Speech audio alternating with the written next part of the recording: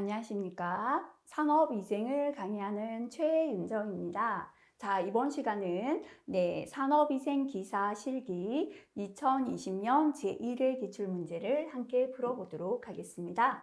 자, 1번 문제부터 풀이하겠습니다. 자, 필기에서부터 자주 나왔던 별표 3개의 문제가 되겠습니다. 다음 조건에서 유속 V를 계산하시오라는 문제가 되겠습니다. 자, 근데 문제에서 보니까요, 레이놀즈 수가 주어졌습니다. 그 다음에 옥트 직경 D가 20cm다 라고 했고요. 동점성 계수가 주어졌죠. 그죠? 자, 그래서 우리가 레이놀즈 수 공식을 보면은요, 점성 계수 분해에는 동자가 빠졌기 때문에 위에 넣어주자 그랬죠. 그죠? 로 V D가 됩니다. 밀도 곱하기 그죠? 유속 곱하기 직경이 되고요. 동점성 계수 분해에는 밑에 동이 들어갔으니까 위에 밀도는 빼자. 그죠? V, D가 되겠습니다. 현재는 이제 요 식이죠. 동점성 계수니까요. 그죠? 레이놀즈 수는요. 1분의 레이놀즈 수죠. 대각선끼리 서로 곱한 게 같죠. 그죠? 레이놀즈 수 곱하기 동점성 계수는 1은 곱하나 마나니까요. V 곱하기 D가 되겠습니다. 계산하는 게 V를 계산해야 되죠. 곱하기 D를 넘겨줄게요. D분의 레이놀즈 수 곱하기 동점성 계수가 되겠습니다. 자, 현재 직경이 얼마냐면요. 20cm죠. 미터로 고치기 위하여 앞으로 2칸 가서 점을 찍으면 되겠죠. 그죠? 자, 0.2 미터분의 레이놀즈 수는 2 곱하기 10의 6승이고요. 곱하기 동점성 계수가 주어졌습니다. 1.5 곱하기 10의 마이너스 5승. 그죠? 요거를 계산하시면 되겠습니다. 계산하니까요. 값은 150이고요. 속도의 단위 미터 퍼 세크 이렇게 단위를 적으시면 되겠습니다. 자, 그 다음에 2번 문제 넘어갔는데요. 이 문제도 별표 3개, 그죠? 우리가 필기서부터 많이 풀었던 문제가 되겠습니다. 작업장 공기 중에 카본 테트라 클로라이드 TLV는 10이고 공기 중에 8ppm이 존재합니다. 자, 그 다음에 1, 2 디클로로에탄은 TLV가 50인데요. 공기 중에 12ppm 존재하고 있고요. 자, 그 다음에 디브로모에탄은 TLV 20인데 공기 중에 11이 존재하고 있습니다. 해당 작업장 공기 중 혼합물의 노출 기준을 계산하고 노출 기준 초과 여부를 평가하라 했습니다. 단 혼합물은 서로 상가작용한다. 독성이 더해지고 있다라는 게 되겠습니다. 자, 일단은요. 우리가 노출 지수 EI부터 계산하겠습니다.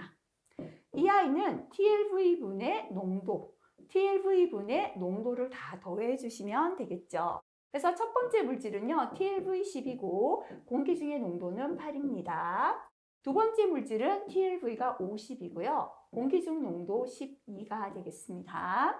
세 번째 물질은 TLV20에 공기 중 농도 11이 되겠습니다. 계산하니까요. 값이 1.59가 나왔어요. 그죠? 자, 요거는 노출 지수니까 단위가 없죠. 그러면 평가해 볼게요. 이 아이가 뭐보다 클 때, 기준인 1보다 클 때는 노출 기준을 어떻게 했다? 노출 기준 초과했다. 그죠? 현재는 1.59가 1보다 크기 때문에 노출 기준을 초과했다라고 평가할 수 있겠습니다. 두 번째, 혼합물의 노출 기준을 계산하라 그랬다. 그죠? TLV, TWA는 하시고요. EI 분해죠. 자, 노출 기준 분해, 유해 물질의 농도, 작업장의 농도를 다 더하시면 되겠습니다. 자, 노출 기준 1.59고요. 첫 번째 물질의 농도 8, 두 번째 12, 세 번째 12를 더해 주시면 19.50이 나오죠. 단위는 ppm 이렇게 적으시면 되겠습니다. 자, 그 다음에 세 번째 문제 한번 볼게요. 이것도 역시나 미리그램 퍼 미터의 삼승을 계산하는 문제 자체는 별표 3개입니다. 근데 이게 단위 때문에 조금 주의하셔야 되기 때문에요. 파란색 별표 하나 붙이고 마지막에 한 번 더 풀어봐 주시면 좋겠습니다. 자, 문제 한번 보도록 하겠습니다.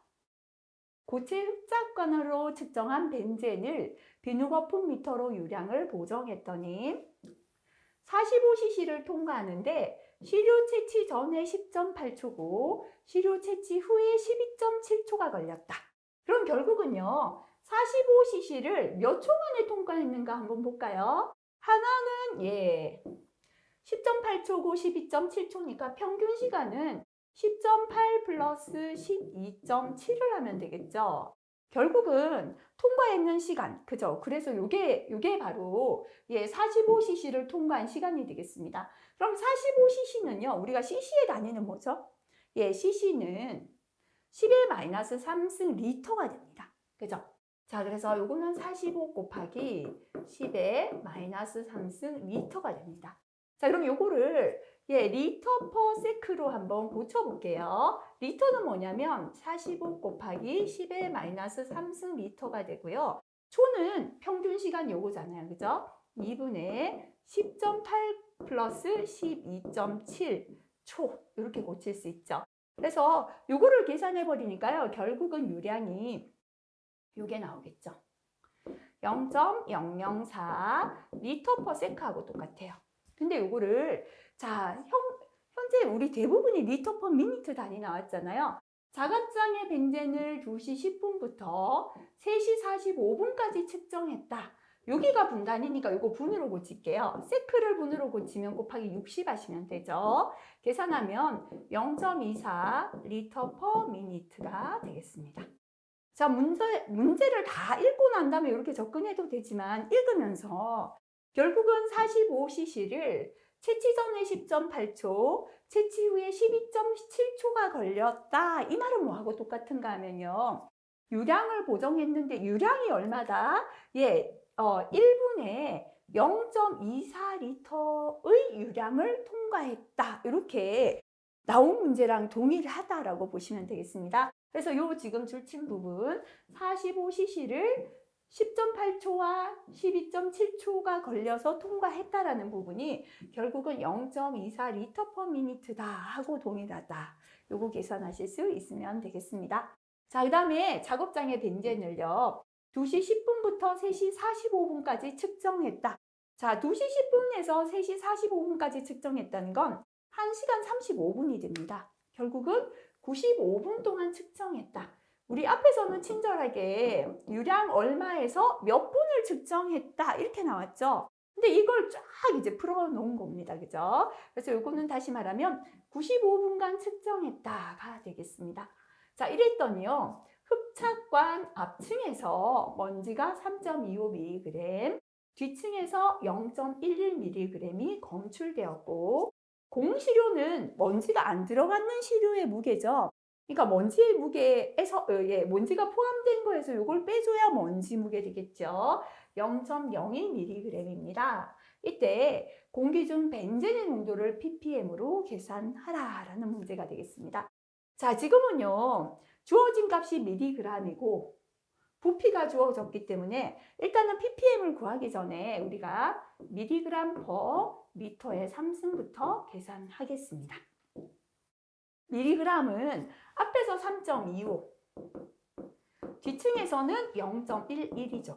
근데 공시료 무게가 있다, 그죠? 요거는 먼지가 포함되지 않은 시료 무게 빼주시면 됩니다. 이렇게 하면 위에는 이제 mg이 되었습니다. 밑에는 미터 3승이 들어가야 되는데요. 아까 우리가 이 부분을 이렇게 고쳤다, 그죠? 0.24 리터 퍼 미니트입니다. 근데 0.24 리터를 미터 3승으로 고치려면요. 0.24 곱하기 10의 마이너스 3승 하면 미터의 3승이죠. 근데 퍼 미니트에서 밑에 미니트가 있다, 그죠? 미니트를 없애기 위해선 곱하기 미니트 해줘야죠, 그죠? 몇 분 동안 채취했다? 95분이다. 그죠? 이렇게 하면 이제 위에는 미리그램 값이 되고요. 밑에는 미니트 약분되니까 미터 3승. 그래서 미리그램 퍼 미터 3승이 구해지겠습니다. 이렇게 계산한 값이 요겁니다. 결국은 146.49, 그죠? 미리그램 퍼 미터의 3승이 됩니다. 근데 요 값을 계산하라 한 게 아니고요. ppm을 계산하라 했습니다. 그죠? 자, 그럼 우리가 ppm의 관계식이죠. 자, 요 식을 암기하시고 식을 이렇게 바꿔주셔도 됩니다. 또는 요 식을 암기하셔도 상관없죠. 그래서 나는 이게 식 바꾸는 게 힘들다 하시면 두 개 다 암기하시면 되고요. 아니면 이것만 기억하시고 식을 ppm으로 이렇게 바꾸셔도 되겠습니다. 자, 그래서 ppm은 하면요. 25도씨 일기압일 때, 24.45 들어가는 거 주의하시면 되고요. 분자량 분해잖아요. 그죠? 미리그램 퍼 미터의 3승 곱하기 24.45가 됩니다. 근데 분자량을 넣으려니까요. 현재 벤젠 분자량 주어지지 않았어요. 벤젠은 분자식이 C6H6가 됩니다. 탄소 하나의 원자량이 12죠. 근데 이게 6개다. 그죠? 12 곱하기 6이 되고요. 플러스 수소는 하나가 1이죠. 곱하기 6개다. 그죠? 계산하면 78이고요. 분자량 단위 g이 되겠습니다. 자, 그래서 78분해 하시고 미리그램 퍼 미터의 3승은 앞에서 계산했잖아요. 그죠? 146.49 곱하기 24.45 해주시면 되겠습니다. 계산하면 45.92이고요. 이제는 단위가 ppm이 되겠습니다. 자, 그래서 앞에서 간단하게 나왔던 것보다는 조금 단위, 그리고 분자량 생각해야 되는 문제입니다. 그죠? 그래서 이 문제까지 풀이하실 수 있다면 해당되는 문제 중에 더 이상 어렵게 출제되는 건 없을 것 같습니다. 파란색 별표하시고 한 번 더 체크하시기 바라겠습니다. 자, 4번 문제는 파란색 별표입니다. 필기 안 나왔죠? 실기에서도 자주 출제가 되는 내용은 아니다라고 보시면 되겠습니다. 피토관으로 덕트 내의 유속을 측정했더니 속도압이 주어졌습니다. VP가 20이다 주어졌고요. 덕트 내부 온도가 270도시고 피토관 개수가 주어졌어요. 요거 나오는 게 잘 없었죠. C가 0.96일 때 유속 V를 계산하라. 미터/세크를 계산하시오라고 했고요. 0도씨 1기압일 때 공기 비중량이 1.3kg/m의 3승이다 라고 했습니다.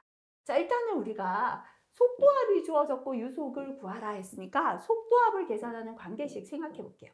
VP는 2G분의 RV제곱이 됩니다. 자, 유속을 계산하라 했으니까요. V에 대한 식으로 바꿔볼게요. 1분의잖아요. 대각선끼리 곱한 건 서로 똑같아요. R 곱하기 V의 제곱은 VP 곱하기 2G가 됩니다. V의 제곱은 하면요. 넘겨주면 밑으로 가야죠. 그죠? R분의 VP 곱하기 2G가 되죠. 자, 그러면 루트를, 제곱을 없애려면 뒤에 거 루트 해주시면 됩니다. 그죠? 자, 요거는 피토관 개수가 주어지지 않았을 때는 V인연에서 요식에 대입하시면 돼요.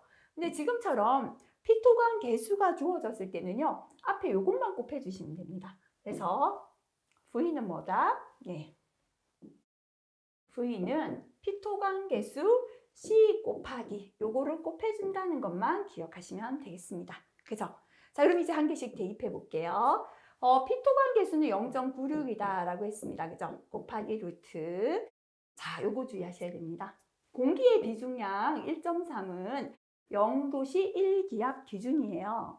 근데 현재 작업장의 온도는 0도씨가 아니라 270도씨니까요. 공기의 비중량을 온도 보정을 해줘야 됩니다.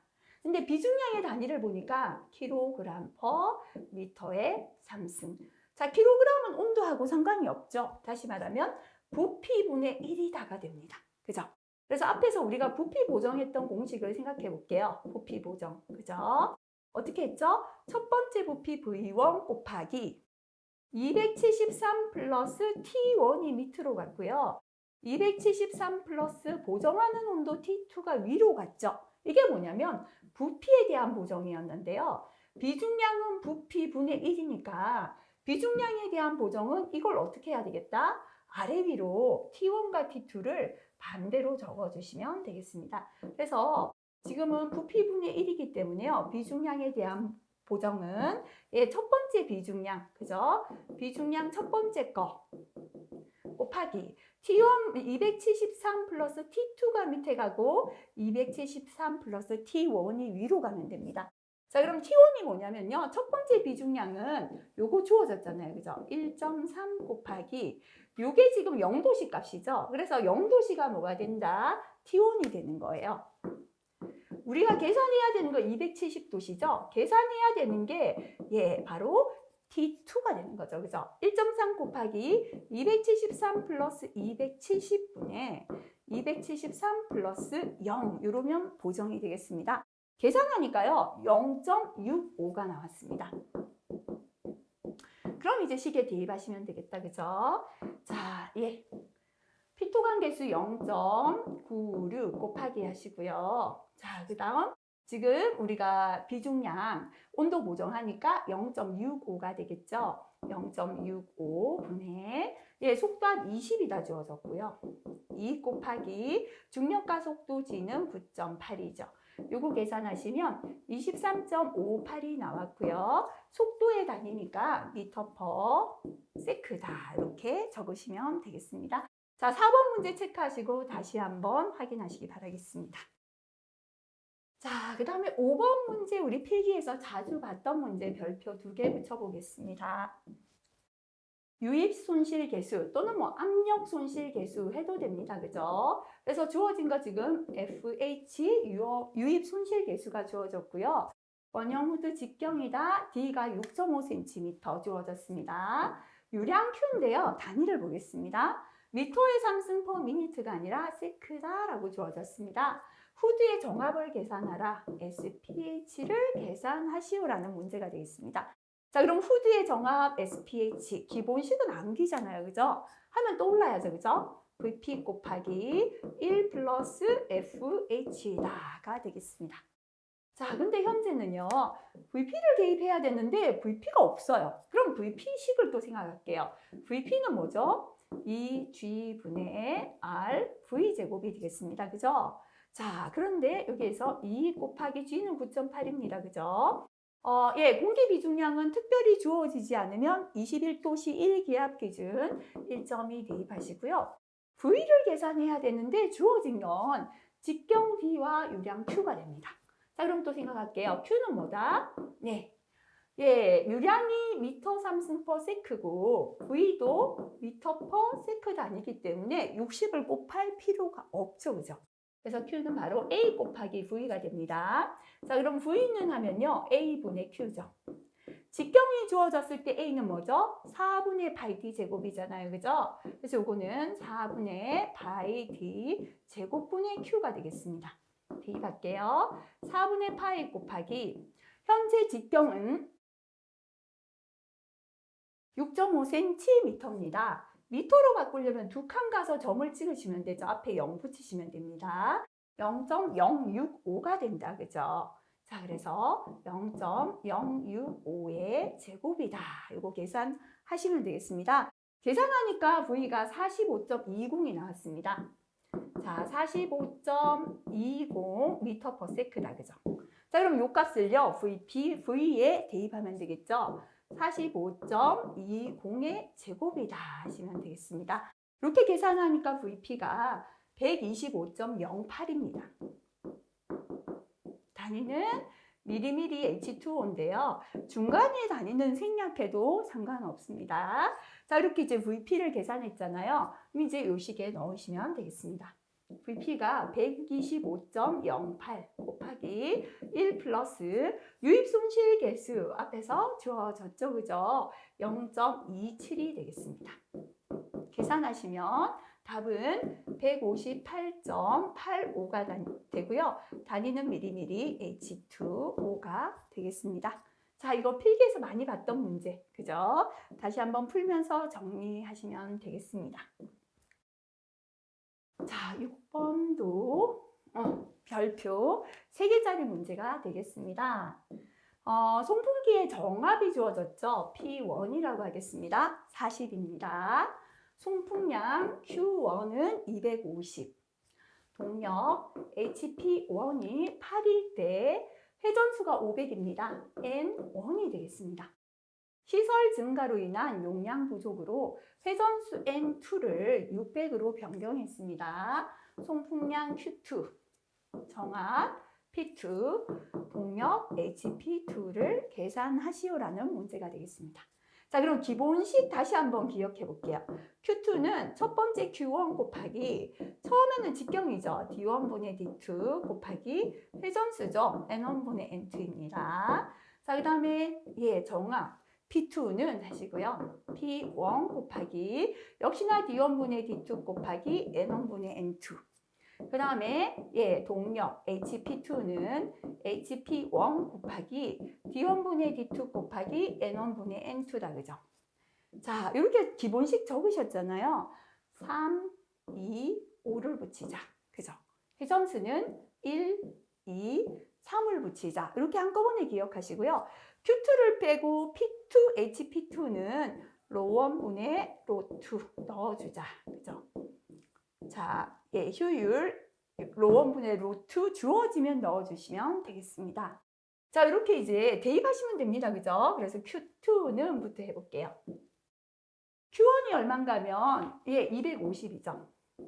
곱하기, 예, 회전수가 500에서 600으로 변경됐어요. 직경은 지금 없으니까 이거 고민 안 하시면 되죠. 그죠? 500분의 600, 이거 계산하시면 되겠죠. 자, 그러면 P2는 하면요. P1이 얼마냐면 40이잖아요. 40 곱하기 500분의 600에 뭐다? 회전수의 제곱의 관계가 되겠습니다. 자, 그 다음에 HP2는요. HP1이 8이죠. 곱하기 500분의 600에 뭐다? 세제곱의 관계다. 요거 이제 계산기 계산하시면 되겠죠. 그죠? 자, 이렇게 해서 계산하니까 네, Q2는 300m의 3승 per minute. P2는 57.60 mmH2O. HP2는 13.82 HP가 계산되겠습니다. 자, 그 다음에 7번 넘어가겠습니다. 자주 나오고 있습니다. 유해물질이 고체 흡착관의 앞층에 포화된 다음 꽉 찼다는 뜻이죠. 그죠? 뒤층에 흡착되기 시작하며 기류를 따라 흡착관을 빠져나가요. 앞층이 꽉 차다 보니까 뒤층에 흡착이 되기 시작하다가 제대로 흡착이 안 되고 흡착관을 빠져나가 버리는 현상을 무엇이라고 합니까? 파과다라고 했다. 그죠? 그래서 참고 파과를 일으키는 원인 한 번만 보고 지나갈게요. 온도가 높을 때, 습도가 높을 때, 시료 채취 유량이 높을 때 또는 많을 때 해도 되겠죠. 공기 중 오염물질의 농도가 높을 때 파과가 잘 됩니다. 온도 높고 습도 높고 채취 유량이 높고 오염물질 농도가 높을 때다. 그죠? 한번 보고 지나가겠습니다. 자, 그 다음에 8번은 굉장히 자주 나왔습니다. 입자성 물질의 크기를 결정하는 방법 중에서 기하학적 직경 또는 물리적 직경의 종류 세 가지입니다. 그죠? 암기법 보고 지나갈게요. 기하학적 이마 그랬습니다. 그죠? 마틴 직경이죠. 2등분하는 직경이다 그랬습니다. 마틴은 입자의 면적을 2등분하는 선의 길이로 나타내는 직경 되겠습니다. 그 다음에 폐의 가적, 폐릿 직경은 가장자리다 그랬죠. 그죠? 입자의 가장자리를 2등분한 직경이 되겠습니다. 등면적 동원이다. 그죠? 그래서 등면적 직경은 동일한 원의 면적이다 했습니다. 입자의 면적과 동일한 면적을 가진 원의 직경으로 환산한 직경이죠. 그래서 세 가지 종류만 적으시면 됩니다. 마틴, 페렛, 등면적 직경 적으시면 되겠습니다. 자, 9번 넘어가겠습니다. 네, 3개 붙일게요. 자, 다음은 사무실 공기관리 지침에 관한 내용인데요. 알맞은 내용을 쓰시오라고 했습니다. 사무실의 환기 회수는 시간당 몇 회? 4회 이상으로 하는 게 좋습니다. 자, 공기 측정 시료는 사무실 내에서 공기질이 가장 나쁠 것으로 예상되는 몇 곳에서 2곳 이상에서 채취하고 측정은 바닥으로부터 바로 그죠? 0.9에서 1.5m 높이 허리에서 보통 이렇게 그죠? 네, 가슴 정도 높이에서 합니다. 자, 세 번째 일산화탄소 측정할 때는요. 시료 채취 시간은 업무 시작 후에 1시간 이내 및 종료 전 1시간 이내에 각각 얼마 10분간 측정하죠. 그래서 일산화탄소는 1, 10분 이렇게 기억했죠. 그래서 이 내용들 제가 괄호친 부분까지요. 반드시 암기하시면 좋겠습니다. 자, 참고 암기법 한번 보고 지나가시면 되겠습니다. 일산화탄소 1, 10이다. 이렇게 기억했죠. 그죠? 그래서 암기법 한번 더 체크하고 넘어가시면 좋겠습니다. 10번도 굉장히 단골로 나오죠. 별표 3개짜리입니다. 시료 채취 방법 중에서 여과 포집에 기여하는 6가지입니다. 자, 첫 번째요. 가벼운 건 확산되겠죠. 그 다음에 입자가 조금 커지면 직접 차단, 관성 충돌. 그죠? 무거우면 가라앉잖아요. 그죠? 그래서 정전기 침강, 중력 침강. 요까지 하면 5가지죠. 6가지 적으셔야 한다면 채로 걸러내는 체질까지 6가지 넣으시면 되겠습니다. 자, 요거 한번 보고 지나가겠습니다. 예, 호흡기에 침착되는 중요한 3가지 기전인데요. 호흡기에 침착되는 3가지는 관성 충돌, 확산, 중력 침강 3가지가 되겠습니다. 자, 크기별 여과 기전 볼게요. 입경이 0.1 마이크로미터 미만, 가벼운 건 확산이다. 그죠? 입경이 0.1에서 0.5 마이크로미터 사이 입자는 확산과 직접 차단이 되겠습니다. 입경이 0.5 마이크로미터 이상으로 큰 입자는 관성 충돌과 직접 차단이다. 그죠? 그래서 이것도 한번 보고 지나가시면 좋겠습니다. 자, 그 다음에 11번은 별표 하나 붙여보겠습니다. 여과 포집 방법에서 여과지 선정 시의 구비 조건을 5가지 적으시오 했습니다. 자, 첫 번째는요. 예, 여과지는 먼지를 잘 걸러내야죠. 먼지를 잘 포집해야죠. 포집 효율이 높을 것 당연하죠. 포집을 못하면 필요가 없잖아요. 또는 채취 효율이 높을 것. 괄호는 적지 않아도 큰 상관없습니다. 그 다음에 2번째, 압력 손실이 적을 것. 그죠? 포집 시 흡인 저항이 낮을 것 해도 상관없습니다. 포집 효율은 높고 압력 손실은 낮고 해도 되고 적을 것 해도 됩니다. 그 다음에 3번째, 흡습률이 낮을 것. 압력 손실과 물을 흡수하는 흡습률은 낮아야 됩니다. 그 다음에 4번째, 파손되지 않고 찢어지지 않을 것. 그죠? 이 여과지다 보니까요, 파손이나 찢어지지 않는 게 중요합니다. 자, 그 다음에 5번째는 분석하는데 분석상 방해가 되는 물질을 함유하지 않을 것. 분석하는데 방해되는 물질이 있어서 분석이 잘 되지 않아서 안 되겠다. 그죠? 또는 뭐 6번째, 가볍고 한 매당 무게 차이가 적은 게 좋습니다. 그래서 포집 효율 높고 압력 손실, 흡습률은 낮아야 되고 파손되지 않고 찢어지지 않으며 분석상 방해가 되는 물질을 함유하지 않아야 된다. 이 정도 기억하시면 되겠습니다. 자, 그 다음 12번 넘어가겠습니다. 필기에서도 자주 나왔죠. 별표 3개가 되겠습니다. 메틸에틸 케톤을 1시간당 1리터 사용한다. 시간당 1리터니까요. 이건 다시 말하면 1리터 per hour로 나왔다. 그죠? 사용하는 작업장이 있습니다. 이때 사용된 MEK가 모두 증기로 되었다면 이 작업장에 필요 한계량 Q를 계산하는데요. 단위가 미터의 삼승 per hour로 계산하라. 그죠? 단위 잘 보시기 바랍니다. 분자량 72.1, 비중이 0.805, TLV 200에 안전계수 3, 25도씨 1기압이다 라는 조건을 줬습니다.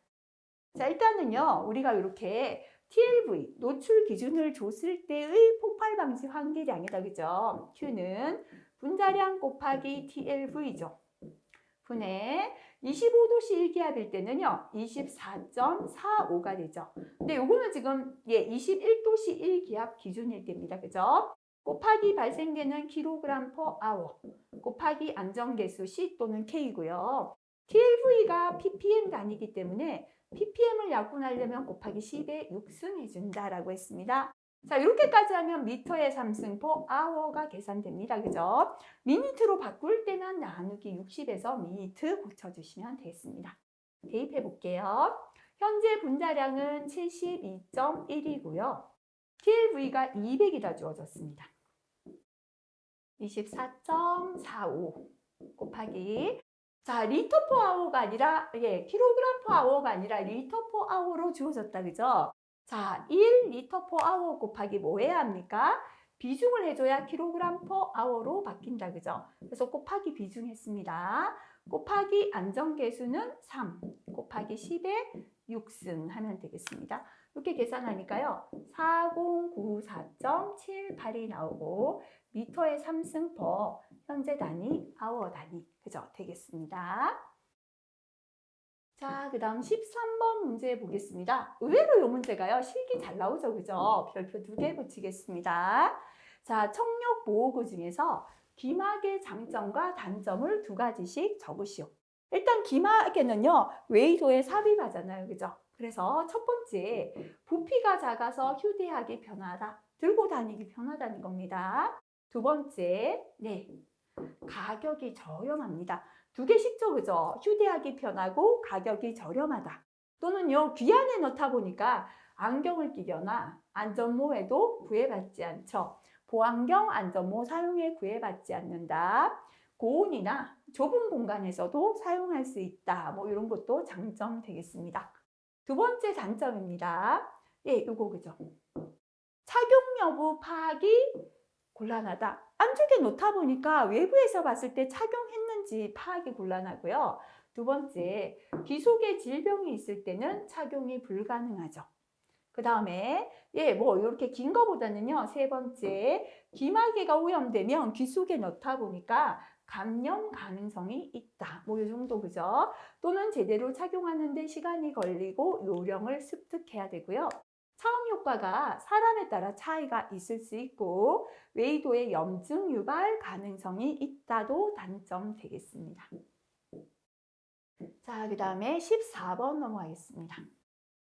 네, 굉장히 단골 잘 나오죠, 그죠? 별표 3개죠. 자, 전체 환기 시설을 설치하는 경우에 기본 원칙. 기본 원칙은 별표를 한 가지 할게요. 그죠?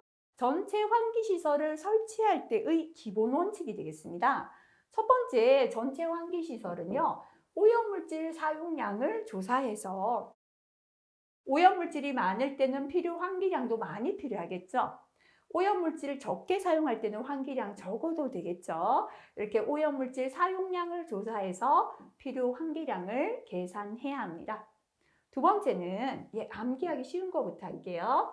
배출 공기를 보충하기 위하여 청정 공기를 공급한다. 메이크업 에어였다. 그죠? 그래서 배출 공기를 보충하기 위한 청정 공기 공급하고요.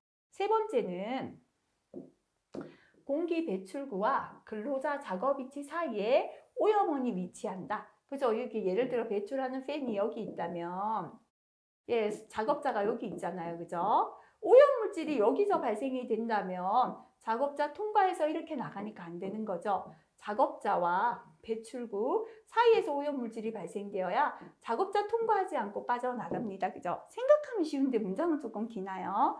공기 배출구와 근로자 작업 위치 사이에 오염원이 와야 되고요. 자, 그리고 배출구는 뭐 요거 외워도 되겠다. 그죠? 가능한 한 오염원으로부터 가까운데 배출구가 가까이 있어야 잘 빠져나가겠죠. 배출구는 가능한 한 오염원으로부터 가까운 곳에 설치해서 점환기 효과를 얻는다. 그죠? 하나 더 하자면 오염된 공기는 작업자가 호흡하기 전에 충분히 희석한다. 그죠? 오염된 공기를 작업자가 호흡하고 난 다음에 희석하면 소용이 없잖아요. 그래서 오염된 공기는 작업자 호흡 전에 충분히 희석한다. 요거 기억해도 되겠다. 그죠? 그래서 5가지 정도 볼게요. 오염물질 사용량을 조사해서 필요 환기량을 계산합니다. 자, 청정 공기를 공급합니다. 배출 공기를 보충하는 청정 공기 공급한다 해도 됩니다. 공기 배출구와 근로자 작업 위치 사이에 오염원이 위치해야 합니다. 오염물질 배출구는 가능한 오염원으로부터 가까운 위치에 설치한다. 여기까지만 적어도 틀리지 않습니다. 오염된 공기는 호흡하기 전에 충분히 희석한다. 이 정도 기억하시면 되겠습니다. 자, 그 다음에 15번. 그죠? 자, 요거는 의외로 실기 넘어가니까 또 잘 나오잖아요. 그죠? 별표 한 개 더 붙여볼게요. 필기에선 그다지 많이 나오진 않았습니다. 산업안전보건법에 의하여 사업주가 성면의 제조, 사용 작업에 근로자를 종사하도록 하는 경우에 성면 분진의 발생과 근로자 오염을 방지하기 위하여 작업 근로자에게 작업 수칙을 알리도록 되어 있습니다. 그래서 근로자에게 알려야 하는 작업 수칙 3가지죠. 그래서 간단히 줄이면 성면을 제조, 사용하는 작업의 작업 수칙 3가지를 적으시오 하는 문제가 되겠습니다. 자, 근데 그 밖에 성면 분진의 발산을 방지하기 위해 필요한 조치는 제외하라 라고 했죠. 자, 그래서 성면 작업 수칙 3가지 암기할 때요. 성면 용기 운반하고, 운반했다면 용기를 처리하고, 청소하고, 다친 사람 있으면 응급 조치하고, 보호구 착용하자. 이 정도 거죠. 그래서 첫 번째 쉬운 거 위주로 외울게요. 작업 수칙에는 용기 운반입니다. 성면을 담은 용기의 운반. 용기를 운반했다면 용기 처리해야죠. 작업에 사용된 용기의 처리. 처리했다면 청소해야죠. 자, 그래서 우리 청소 방법, 그죠? 여기 있네요. 진공 청소기 등을 이용한 작업장 바닥의 청소 방법. 자, 그 다음에 사람에 해당되는 거, 그죠? 응급처치였죠. 이상 사태가 발생한 경우에 응급 조치가 되고요. 그 다음에 보호구입니다, 그죠? 보호구의 사용, 점검, 보관 및 청소, 이렇게 5가지입니다. 성면 용기 운반하고, 용기 처리하고, 청소 방법, 응급 조치, 보호구. 일단 이렇게 암기법 기억하시고 문장을 이렇게 만드는 연습하시면 되겠습니다. 자, 네, 요거는 파란색 별표 한번 붙일게요. 우리 필기에서는 자주 나오지 않았습니다. 덕트 내 분진 이송을 위한 반송 속도를 결정할 때 고려해야 하는 요소 4가지가 되겠습니다. 반송 속도는요, 덕트에서 유해 물질이 퇴적되지 않고 이송하기 위한 속도잖아요. 그죠? 그래서 유해 물질에 따라서 속도가 달라지겠죠. 그래서 유해 물질의 발생 형태, 가스인지 분진인지 뭐 이렇게 발생하는 형태, 유해 물질의 비중, 얼마나 무거운가, 그 다음에 유해 물질의 입경, 그 다음에 유해 물질의 수분 함량, 수분이 들어가면 자체 비중은 낮더라도 무거워지잖아요. 그죠? 또는 덕트의 모양입니다. 자, 그래서 다시 한번 볼게요. 덕트의 반송 속도를 결정할 때 고려해야 하는 요소, 그죠? 첫 번째 유해 물질 발생 형태, 두 번째 유해 물질의 비중, 세 번째 유해 물질의 입경, 네 번째 유해 물질의 수분 함량, 그죠? 하나 더 놓자면 덕트의 모양까지 5가지가 되겠습니다. 별표 하나 붙여볼게요. 17번 문제입니다. 셀룰로스 여과지의 장단점을 각각 3가지씩 적으시오 했습니다. 자, 셀룰로스 여과지는요, 장점이 산에 쉽게 용해된다. 이것도 자주는 나오지 않았기 때문에 파란색 고쳐볼게요. 자, 이게 암기가 된 분들은 이제 빨간색 수정하시면 되겠습니다. 셀룰로스 여과지는 산에 쉽게 용해된다. 산에 잘 녹습니다. 유해물질이 여과지 표면에 주로 침착되어서 현미경 분석을 위한 시료 채취에 유리하다. 그죠? 산에 용해되고 현미경 분석을 위한 채취에 유리하고 중금속 채취가 가능하다라는 게 장점 되겠습니다.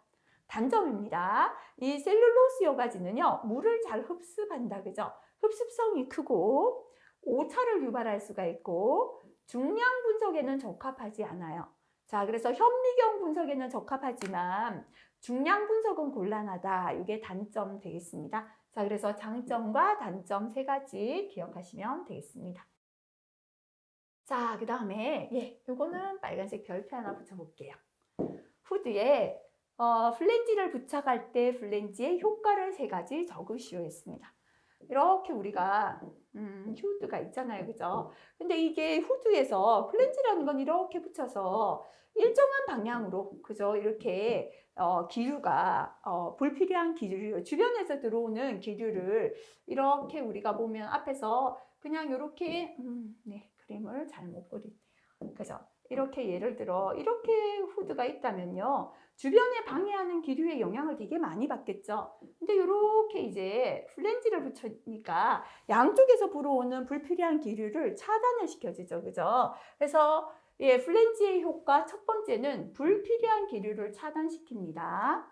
그리고 두 번째, 이렇게 불필요한 기류를 차단하다 보니까요, 요거부터 할게요. 동일한 흡인 속도를 얻는데, 똑같은 속도를 얻는데 송풍량이 감소됩니다. 그 말은 플랜지를 부착하지 않은 경우보다 송풍량을 25% 감소시킬 수 있어요. 외부 기류가 차단되다 보니까 그만큼 필요 송풍량이 적어도 먼지를 흡입할 수 있다는 거죠.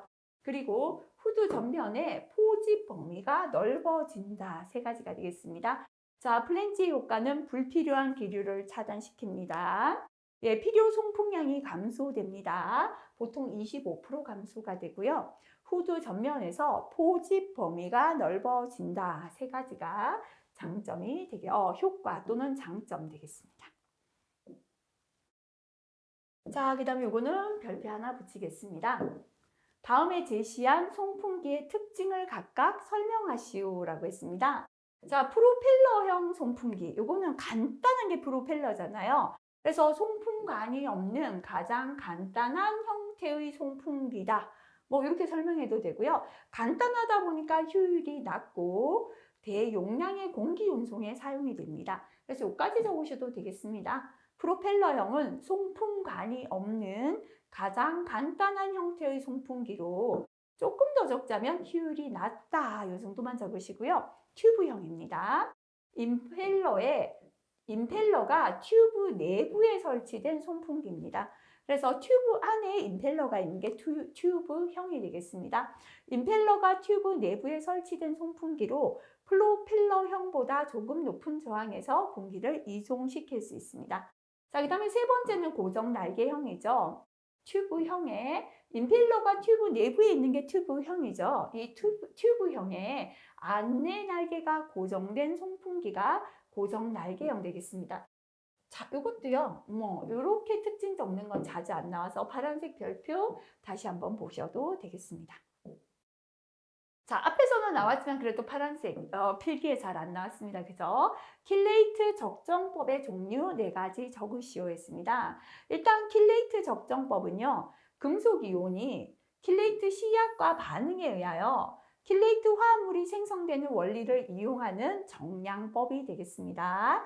자, 그래서 킬레이트 적정법에는 치환 적정, 역 적정, 직접 적정, 간접 적정법이 있어요.